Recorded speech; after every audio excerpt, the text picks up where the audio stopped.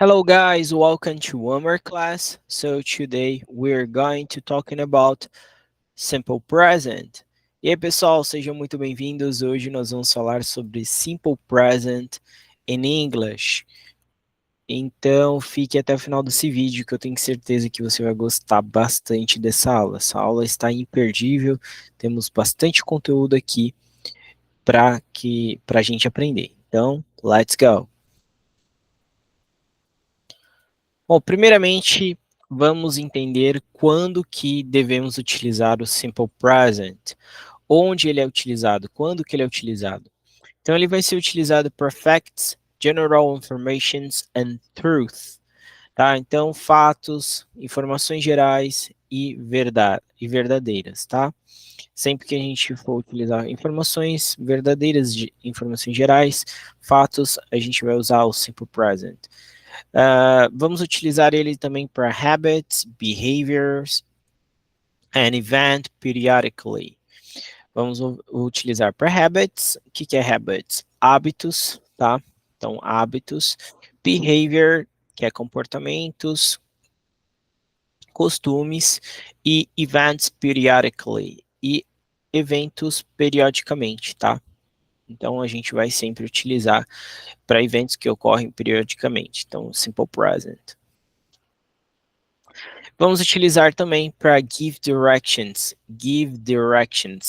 para dar direções. Então, para que você possa dar direções, né, informar algum local para alguém, você precisa utilizar o simple present. E também para tell stories, para contar histórias, jokes, piadas. Então, as piadas são contadas no simple present.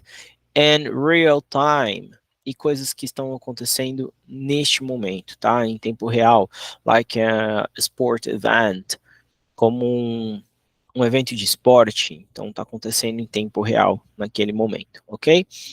So, vamos então observar alguns exemplos práticos e entender um pouquinho a estrutura do Simple Present.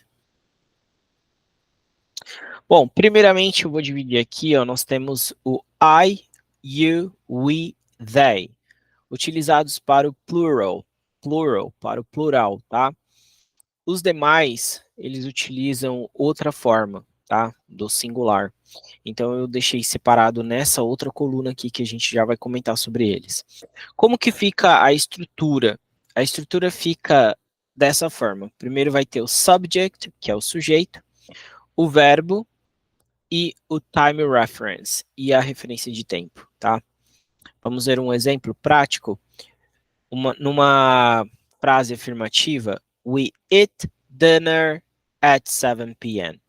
Nós comemos a janta às 7 horas da noite. We eat dinner at 7 p.m. Então, nós comemos a janta às 7 horas da noite, certo? Nós, né, um plural. Numa frase afirmativa ainda, nós podemos utilizar I study English on Mondays. Eu estudo inglês nas segundas-feiras. I study English on Mondays. E numa negativa? Na negativa, a gente tem um fator especial aqui, que é o verbo auxiliar do, tá? Que a gente vai usar para outros verbos que não sejam o verbo to be, né? Ser ou estar. Então, para o verbo comer, que é o eat, ele necessita de um verbo auxiliar para fazer a negativa.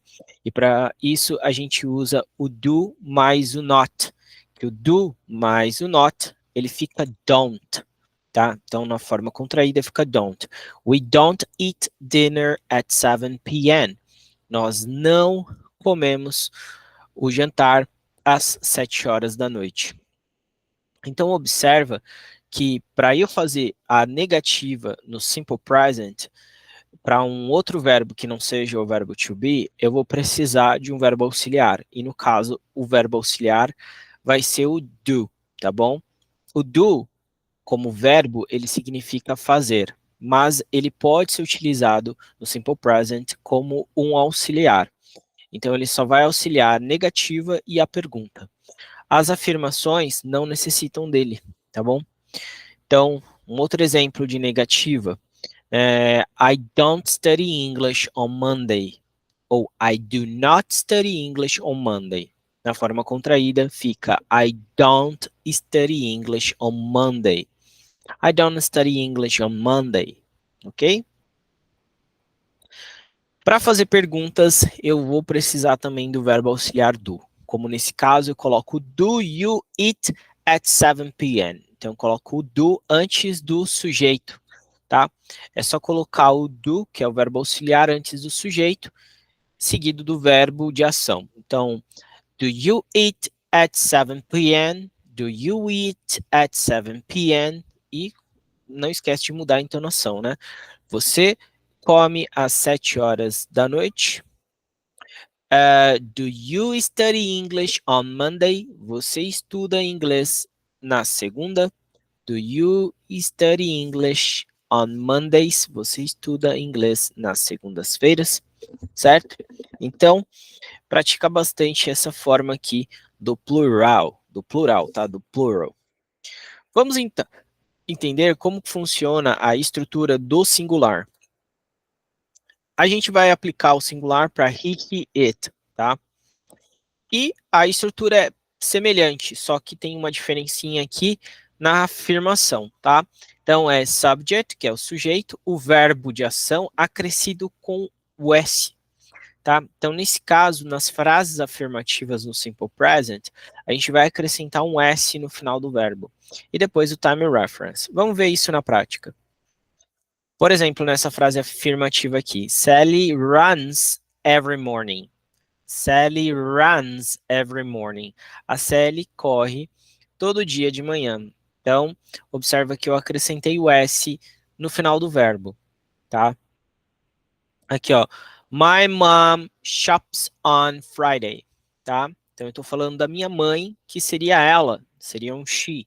My mom's shopping on Monday. Então, shops on Monday. Para uma frase afirmativa no simple present, eu preciso utilizar o S no final. Aí, como funciona essa regrinha de S? Essa regrinha de S segue a mesma regra do singular and plural.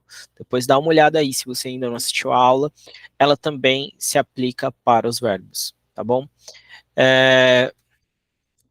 Por exemplo, numa negativa, a gente não vai utilizar mais o do aqui. Para o singular, he, she, it, eu vou utilizar o does, tá? Não é o do, vai ser o does. Então, para he, she, it, eu uso does. E para negativa, plus not, mas o not fica doesn't, doesn't, tá? Na forma contraída. Então ficaria, Sally doesn't run every morning. A Sally não corre todo dia de manhã. Todas as manhãs, né? Sally does not run every morning. Sally doesn't run every morning. Ok? Um outro exemplo de uma negativa. My mom doesn't shop on Friday. Observem que o verbo de ação ele não tem mais o S. E por que, que ele não tem mais esse S aqui na negativa ou até mesmo na pergunta que nós vamos fazer? Porque eu já estou usando o verbo auxiliar para fazer a negativa e vou utilizar o verbo auxiliar para fazer a pergunta. E é como se o verbo auxiliar já carregasse esse S com ele e livrasse o verbo de ação de precisar carregar esse S. Mas na afirmação, no simple present, a gente sempre vai ter que acrescentar o S no final do verbo de ação, tá? Quando não é o verbo to be, no caso aqui. É Sally runs, run é correr. Então, runs every morning. A Sally corre todo dia de manhã. My mom's shops, que ela faz compras on Friday. Ok? E aqui, Sally doesn't run every morning. A Sally não corre toda manhã. My mom doesn't shop on Fridays. Minha mãe não faz compras na sexta-feira. E agora que eu quero fazer pergunta, como é que eu faço? Observa que não tem o S no shop aqui e nem no run, quando eu uso o verbo auxiliar does or does plus not, que seria doesn't. Então aqui, ó, na pergunta é só pegar o verbo does, né, o auxiliar does e colocar no início da frase. Então ficaria antes do sujeito, tá? Então, does Sally run every morning?